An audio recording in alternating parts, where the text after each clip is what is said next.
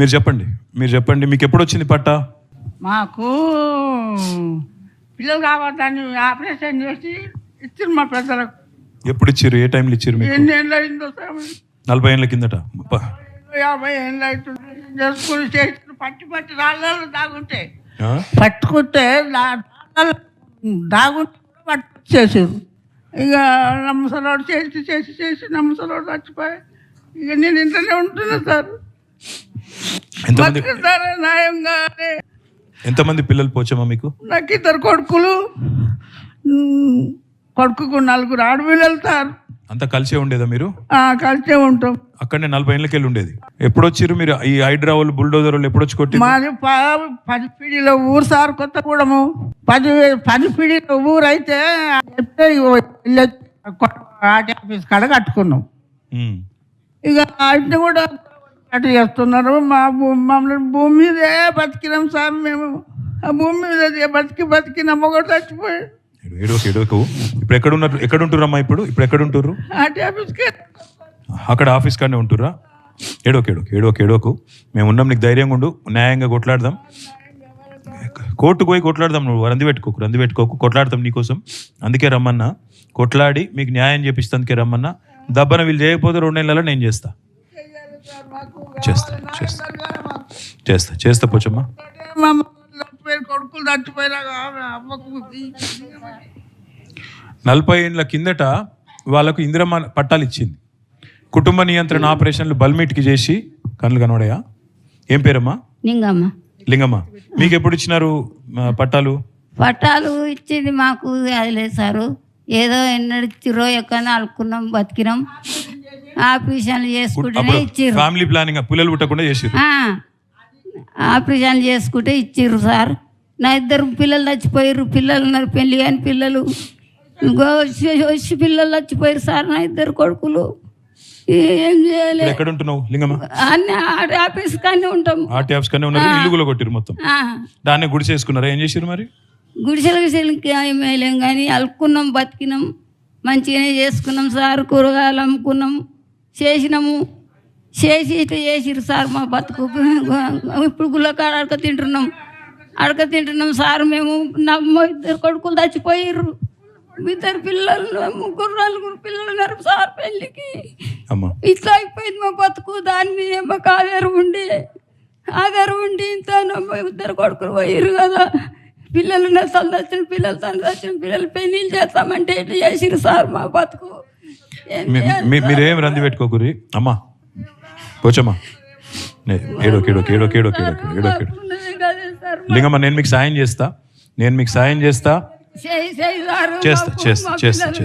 పెళ్ళిళ్ళకున్నారు sir. మొగలు చచ్చిపోయారు 2 అనుకోలేము. మా సార్ మమ్మల్ని చాలా మోసం చేసేసిండు. చాలా మోసం చేసిరు సార్.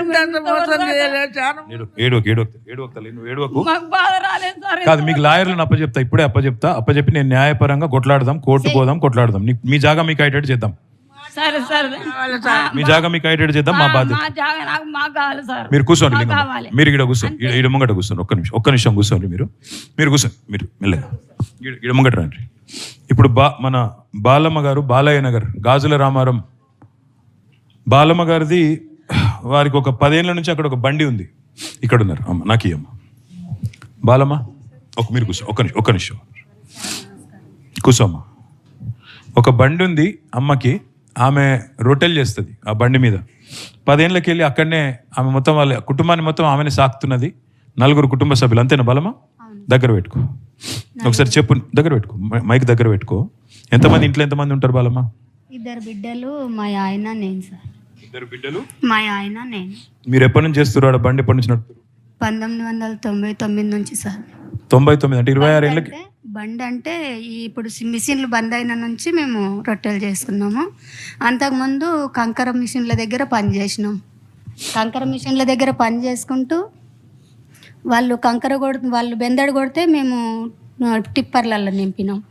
తర్వాత వాళ్ళు కంకర కొడితే మేము కంకర గంపలలో వేసి ట్రాక్టర్లో లోడ్ చేసినాం. అట్లా మిషన్లు నడిచినన్ని రోజులు అట్లా కాలం వెళ్ళదీసినాం. అప్పుడంతా మేము కోరిని నమ్ముకొనే బతికినాం. అదొక చేను మాదిరిగా. ఇప్పుడున్న గుడిసెలు కూలగొట్టిన ఇండ్లని మాకు ఇండ్లుగా మేము ఒక ఊర్లాగా బతికినాం. అన్ని కుల వర్గాలు ఉన్నాయి సార్ అక్కడ. మేమంతా కలిసి బతికినాం.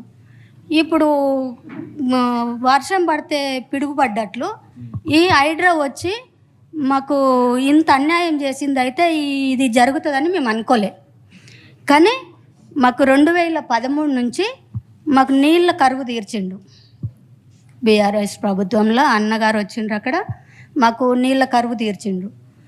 అన్ని చోట్ల మంచి జరిగింది సార్. ఒక మాటలో చెప్పాలంటే అన్ని చోట్ల మంచి జరిగింది. మాకు ఊర్లల్లో పింఛన్లు అయినాయి. పెద్ద మనుషులకి 2000 పింఛన్ పెంచిండ్రు. కళ్యాణ పథకం ఇచ్చిండ్రు.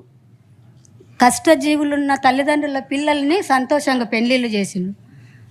అదేవిధంగా గర్భిణి ఉన్న స్త్రీలని హాస్పిటల్ చేర్చి డెలివరీ చేసి తల్లిని పుట్టింటికి పంపినట్లు ఇంటికి పంపించిండ్రు.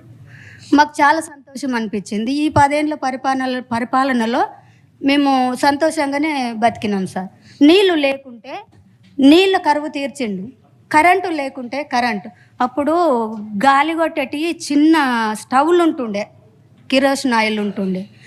ఆ దీపం పెట్టుకొని మచ్చరదానీలు కట్టుకొని మళ్ళీ మేము మంచినూనె దీపం ఎప్పటికీ దొరికేది కాదు.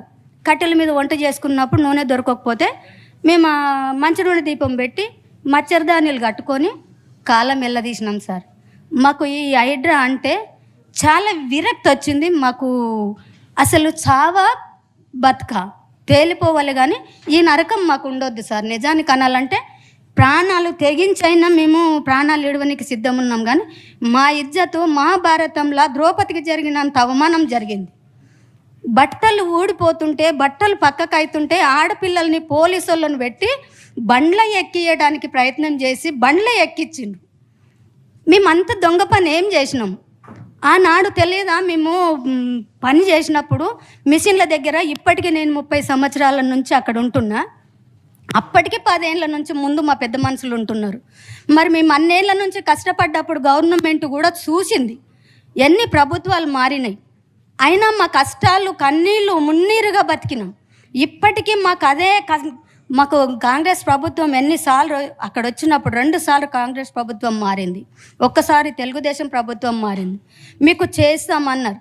కాంగ్రెస్ ప్రభుత్వం మీకు పట్టాలు ఇప్పిస్తామన్నారు. ఇప్పిస్తాం అన్నప్పుడు నమ్ముతాం కదా పేదోళ్ళం. మాకేం చేత కాదు, ఏం తెలియదు కూడా, ఆశపడ్డాం. ఈ 10 ఏళ్ళ తర్వాత వచ్చి మాకు 10-15 ఏళ్ళ తర్వాతనేమో వచ్చి ఇప్పుడు మాకు ఇండ్లు గూళ్ళ కొట్టేస్తే మేమేమైపోవాలి? మా పిల్లలు